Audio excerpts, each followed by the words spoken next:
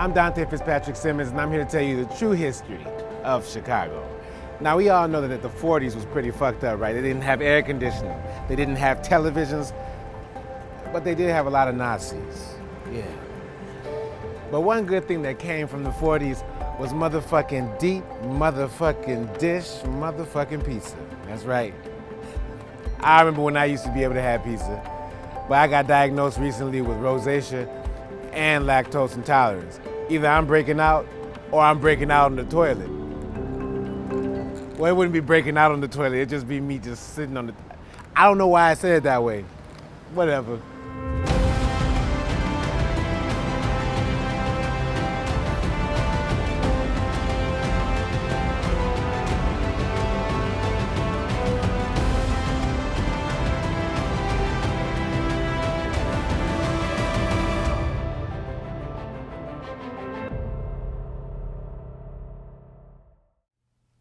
Everybody's clowning by telling you they invented deep dish pizza.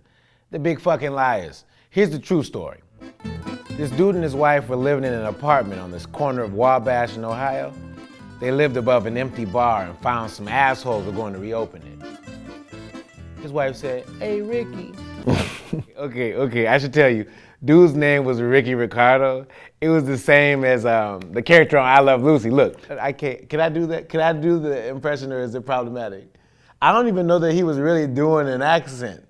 Like, it just sounded like a cartoon character. Oh, was that him? So dude's wife says, "Hey, Ricky, we can't have no damn noisy tavern opening up beneath us and waking up our new baby." So Rickey Riccardo was like, "Nobody's waking my fucking beautiful baby." Dude buys the bar, looks around, sees there's a pizza oven. He was like, "Oh fuck, fucking pizza." Rickey Riccardo already owned an Italian restaurant, but dude's from Northern Italy and pizza's from Southern Italy. People were always coming in saying, "Why don't you have this new food we're hearing about called pizza?" He says, "Ah, you're stupid. Rickey Riccardo don't fuck with pizza." But now, dude has a pizza oven. It was time to fuck around with pizza. The only pans in the new kitchen were thick cast iron pans. Dude didn't know anything better, so he baked the pizza in those thick ass pans. People were coming in and going, "This isn't pizza, pizza's thin, this is a casserole." My dude Ricky was pissed. He says, "My restaurant."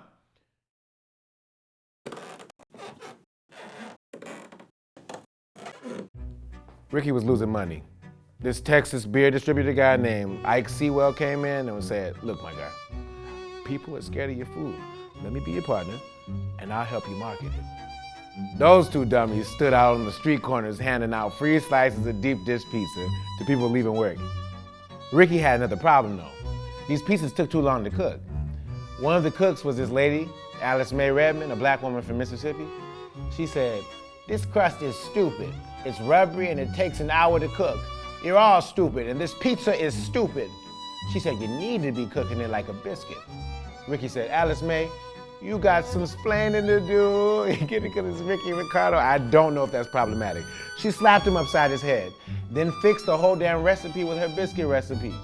The good news was, people love deep dish pizza. Bad news was, my boy Ricky kicked it. Yeah, dude died. Okay. Didn't see that coming. Ike comes to the employees and says Ricky's dead. I'm changing the name from Pizza Riccardo to Pizza Uno. And oh yeah, I invented deep dish. The employees were like, "What the fuck? Gaslighting ass." Rudy Malnati and his son Lou did an interview at the Chicago Tribune and said, "Ike is full of shit. I actually worked in the kitchen and I was the one who fixed Ricky's busted recipe. I have the original recipe because I invented the crust, the sauce, everything." Alice Mae heard everyone talking and said, "Fuck all y'all.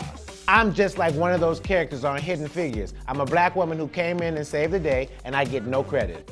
People at the restaurant couldn't eat their pizza because every time they took a bite, there was someone creeping up saying, "I invented that." Alice Mae is sneaking around being shady. They follow her and see she's working at Gino's Pizza. They tell her, "You can't be working at both. It's them or us." She says, "Nah, I'm going with them. Also, I gave them my pizza recipe, which is the true original recipe. So fuck all y'all. I love her, man. Lou then goes to Ike and says, my dad died, and I wanted you to make me a partner, and you didn't, so I'm leaving too. And, joke's on you, dummy, my dad wrote down the true original recipe and gave it to me. And I'm taking it and starting my own pizza place, and I'm gonna call it Lou Malnati's. Damn, that's where that came from. Okay, that's exciting. So, Ike's like, bro, I don't give a shit. I dare you to do it. But that ain't the end. Lou's half-brother Rudy Jr. shows up from out of nowhere and says, listen up, assholes. All you think you have the original recipe, but you're fakes. I'm Lou's half-brother, and my dad gave my mom the actual original recipe. And I'm starting my own restaurant called Pisano's. That is not a real restaurant.